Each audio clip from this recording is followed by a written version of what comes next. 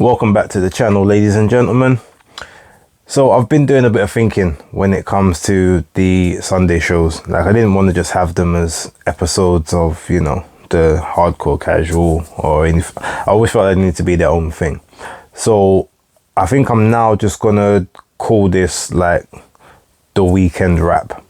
So might have to get a graphic done, not quite sure yet, but for now we're just going to keep it light casual and just talk about everything that's gone on over the course of the weekend. That being said, I'm gonna start with the boxer card. Like, I didn't care for the majority of the fights on there, if I'm gonna be real, but I did check out the debut of Shannon Ryan. I thought she was very good. She's definitely, you can see, well, for me personally, like, I can see that she comes from a kickboxing background. Just the way her stance is sort of laid out, how she places her feet, the movement is a very much springing off the front foot type movement, which a lot of you know, sort of old kickboxers, taekwondo, like, that's how they exhibit. It's always a sort of a back and forth type motion. I can see that is definitely implemented in her style. There was a bit of excessive movement from everything that she was doing, but I feel like she'll refine that down, and some of that was definitely creating openings for her against her opponent. So overall, good performance. She's definitely spiteful. Looks like she's got good punch selection. Very sort of elusive with the head, so she didn't take hardly anything, even though I know the woman didn't throw much at her. But yeah, I think that she could definitely be something decent moving forward. So congrats to her. Caroline Dubois, demolition job, 1 round, great punch selection, body work. She realized pretty quickly that the head wasn't the target that she needed to go for. The body was open, the arms was out by the opponent, so going underneath that, hitting those ribs, hitting the solar plexus, like, nice clean work. And she's only going to go from strength to strength.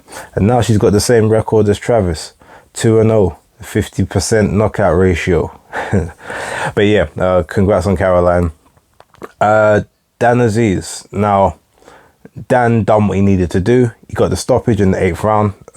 Referee probably should have jumped in a good minute before he did. The corner probably should have pulled the guy out the round before, or they should have thrown the towel in a good minute before. Dan wasn't necessarily throwing the hardest of punches, it didn't look like, but the head was getting rocked back, it was getting snapped back. He wasn't going to win the fight. He had nothing that was troubling Dan in that sense, and it just made sense that the corner should have dealt with that a lot quicker. So that was really poor on their part, and I'm pretty sure all of those guys will be fired. They'll be getting their P45s come Monday morning, and I don't blame Cartwright if that's what he chose to do. Okay, so then we go to the main event. Now, I guess before I jump into this, sometimes you have good weeks, sometimes you have bad weeks, and then sometimes you have absolute stinkers. In terms of predictions, this week was an absolute stinker. And I guess the downfall of my accumulator happened at the fight just before this one, which was Bridges and Roman, but I'm going to talk about that in a moment. So fundamentally, the joke is this fight actually played out exactly as I said it would. Juma would pretty much be the superior boxer, as we all knew he had that. The time out of the ring could have been a big factor in terms of, you know, him sort of having rhythm, finding range, and possibly not being as quick as and elusive as he needs to be. And that Riakporhe would sort of have a lot of, he would have sort of a lot more of a competitive edge, like sort of towards the start and the middle rounds.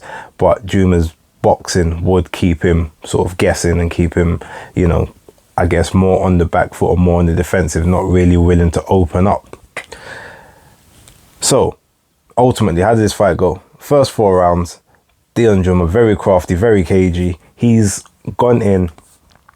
He's basically keeping quite low. He's swaying away from the right hand. He's coming over the top with his right jab. He's hitting left crosses to the body. Like, he's pretty much, you know, dominating the first few rounds in terms of just work rate and action. Like, he's definitely winning these rounds on the scorecards. Round 4, what happens? He goes and throws a big shot at Riakporhe.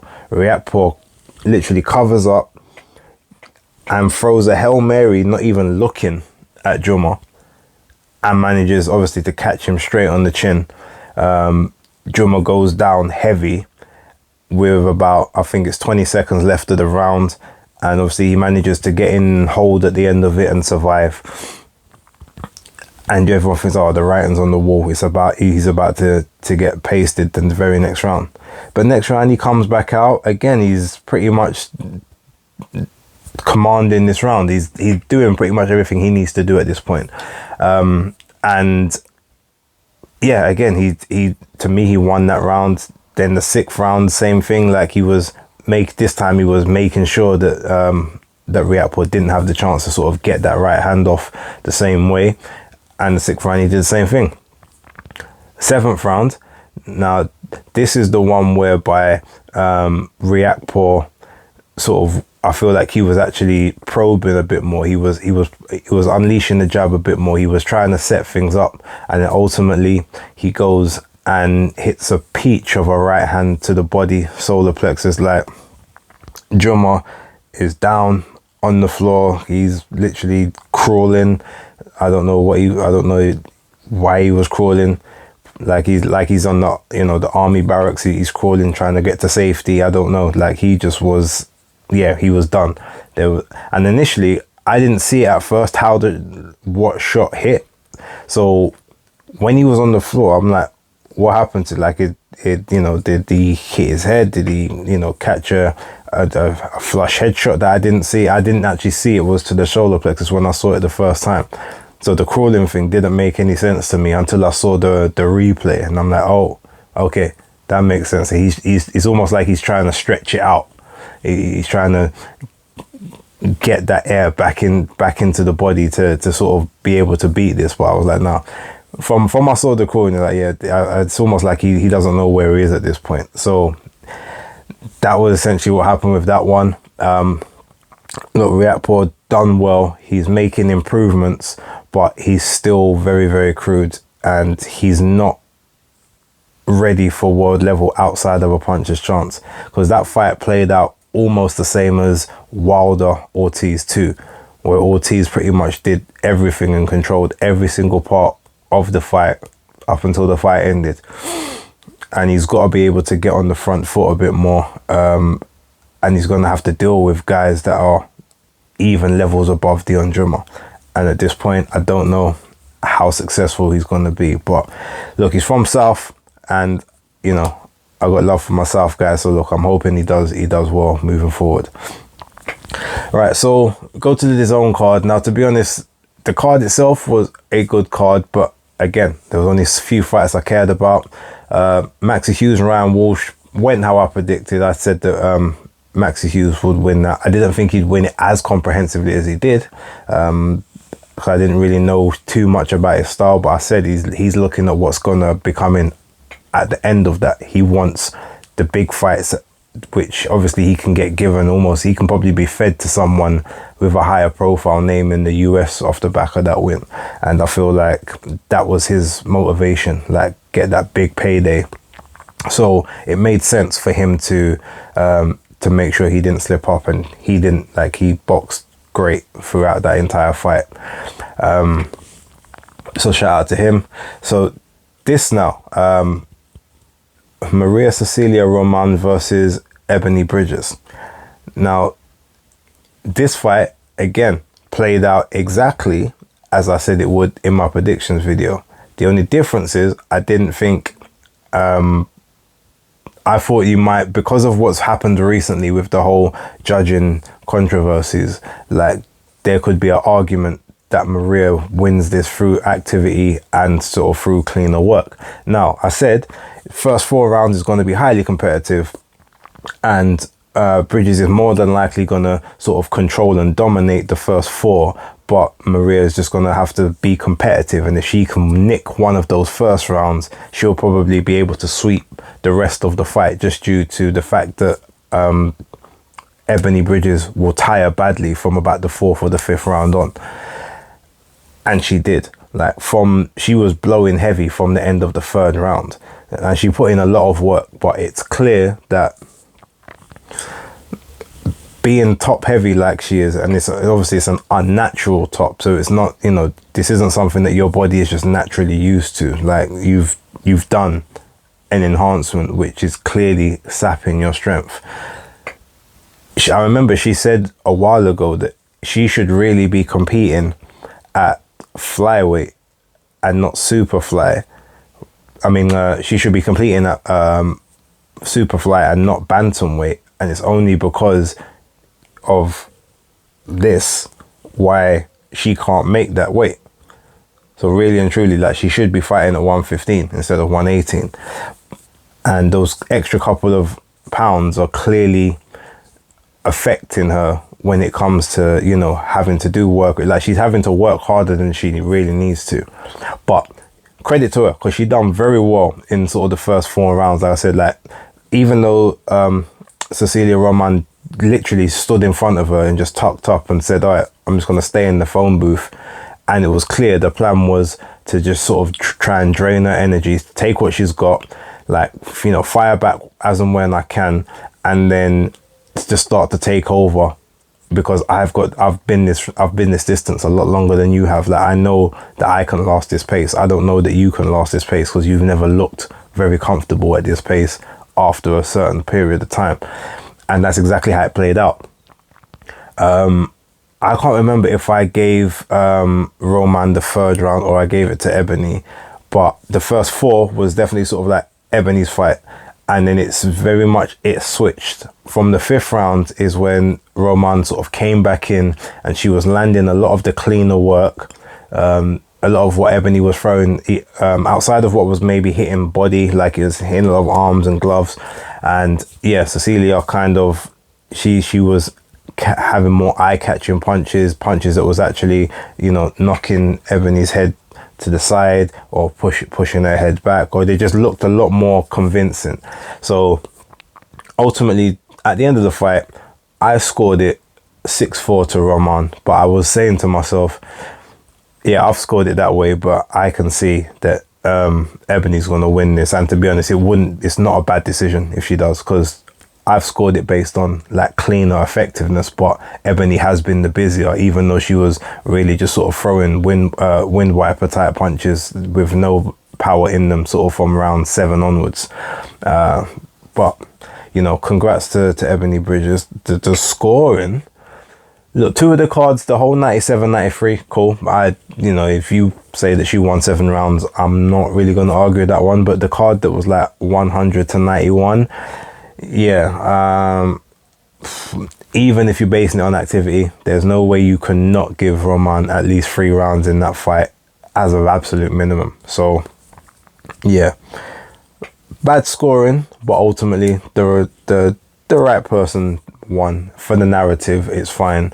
You know, Cecilia's 39, Ebony's 35. I mean, it's not like either of them are in their prime, but one's definitely got a lot more upside than the other, and you can do a lot more with. So yeah, I make it make sense, and it will be interesting to see who Ebony fights next. Her and Shannon Courtney had a little bit of a dialogue after the fight, but really and truly, I don't even know if I can see Shannon Courtney making the 118 again, if I'm honest. She might have to move up to 122, and if she goes up there's some nice killers waiting for her up in that weight class. And I definitely agree with Ebony when the whole, you know, I've got a belt now. When you had the belt, you didn't want to give me the rematch, so I'm not giving you one unless you've got a belt. And if you haven't got a belt, then you can just wait until I'm old, and then maybe you can be like my retirement fight or something. You know what? I respect it. I can't say much about that. So, you know, ultimately I like her. I just don't think that when it comes down to the elite level, she's definitely improved. But yeah, put her in against someone like Adina Forsland, Ebony gets wiped out, and it will be horrible. So, but yeah, okay. So now we move to the main event, and again, I got this one spectacularly wrong. Although, I mean, I didn't expect it to play out how it did. I think Warrington's name for me from now is just Headbutt Josh, because everything that happened in this fight happened off of headbutts. He opened up 3 massive cuts on Kiko Martinez's face due to headbutts. And the first one, I didn't even see the first headbutt. I thought he slashed him with his with the wrist part of his glove, because the way the blood came out, I was like, because I saw the heads go in, but then I saw the arm go across, and Kiko started complaining, so I thought he got slashed. And it's only when I saw the replay, I'm like, oh, the headbutt just opened up this big nasty gash here, which just pouring. Then, but one thing I'll give Warrington this, right? He was, I don't know where he managed to generate this power from, but he was landing shots, like hard shots that I've not seen him land ever. Like, he was really swinging some really hard shots in this fight, and I'm wondering, where's this power come from all of a sudden? Because you never had this in your first 30 fights. Even the 7 stoppages you had previously weren't like, you know, some like super concussive, like you was literally just like getting guys out of there on attrition.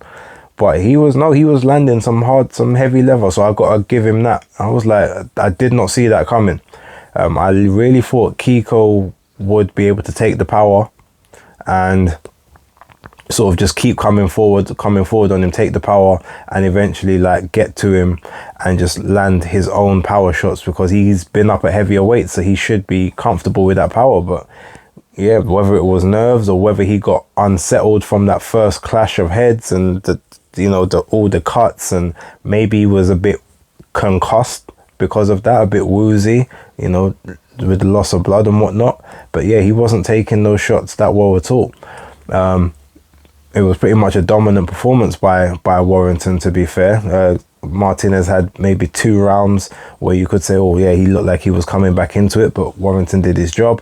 The stoppage, I mean, you could say the ref maybe jumped in early, because not many of those shots in that flurry were landing on Martinez, but he wasn't throwing back. So yeah, ultimately you can't really complain. And Warrington was the deserved winner, even though the tactics he was employing weren't becoming of the champ. But yeah, you know, we give congrats to him, and now obviously the talk is the Lee Woods unification. If Leo Santa Cruz finally gets stripped of the super title and Wood gets given it, although there wasn't, now I've got to assume Ade was told not to mention Mauricio Lara, because that couldn't be the only reason why there was no Lara talk of that trilogy fight. Like, as far as I'm concerned, Warrington didn't deserve that title shot in the first place. So the only way you right that wrong is now Lara has to be given his chance at the title. Like, you have to finish this Lara chapter. Like, the chapter's not done. Like, you need this. For you can't talk about, oh well, you know, I'll exercise the demons in the last one. No, you didn't, because that fight was inconclusive, because you headbutted the guy to bits to where the fight had to be stopped, and a no contest was formed. So you need to finish that. You need to right that wrong, or you need to close that chapter. Lara deserves his opportunity. So before any unification at City Road or whatnot, no, like, we need that Lara work dealt with. And Ade, like, you should have, even if you were given orders not to say it, I think you should have spoke about Lara. That should have been one of the you know, the people. He deserves his moment. And then people are talking about, oh, Tony Bellew saying, oh, Lara, wouldn't it be great to see Lara Martinez on the undercard of Wood and Warrington? No, it shouldn't. That we don't need that. We need Warrington Lara free. That's what we need right now. That needs to be corrected before anything else goes forward. And if there's any justice, which, okay, maybe there might not be, but that's what needs to happen next. But I might talk about that a bit more on a future episode of Hardcore Casual. I might even drop one later on today. Who knows? Quickly, I didn't see the Tszyu and Terrell Gausha fight. but I've heard about it. I've heard it was a pretty dominant performance by Tszyu, apart from the first couple rounds where he got dropped. I'm going to watch that because I'm going to have to do part of that for the breakdown on Tuesday. And I saw the Berchelt versus Nakatila fight. Berchelt is, unfortunately, he's done at the world level. Like, moved up to 135 because he couldn't make 130 anymore. But his power is not up there. His speed's not up there. Obviously, now he's fighting people that, even though Nakatila is a 130 guy moving up as well, you could just see he's just naturally a bigger guy, quicker, hits harder. Berchelt doesn't take shots as good as he used to. He's dined out on his chin for quite a while. It's not really gonna get any better than it is now. So yeah, he needs to just you know what, if you can get a 1 or 2 nice paydays, go for it. But ultimately, like, he's done at the world level. He's not gonna be a champion at 135. So yeah, I guess a couple paydays, maybe just become a gatekeeper for up and comers. And I don't like to say that about guys that have had such long, illustrious careers as him, but you could just see that everything was off. And maybe that was due to the amount of time he spent out of the ring. So maybe I give him one more before I cast that, you know, sort of disparaging judgment on him. But he didn't look good at all. And it was a shame because I've really liked Berchelt. And he is a warrior. You know, he didn't quit. He was stopped in the corner by the ref as opposed to anything else. So shout out to him for that. But yeah, let me leave that there. I will decide whether or not I'm going to add something else to the Hardcore Casual. Be episode 60, maybe moving forward. Also got to do the Femme Files, and it's Mother's Day, so I want to say a big shout out to all the good mums out there. You know, happy Mother's Day to my mum. But I don't think we're going to do anything today because she's not really big on the doing things on specific moments, but we're going to sort something out maybe for within the next week. But yeah, I'm going to leave it there. Thanks everyone for watching. I'm out, and yeah, on to the next video.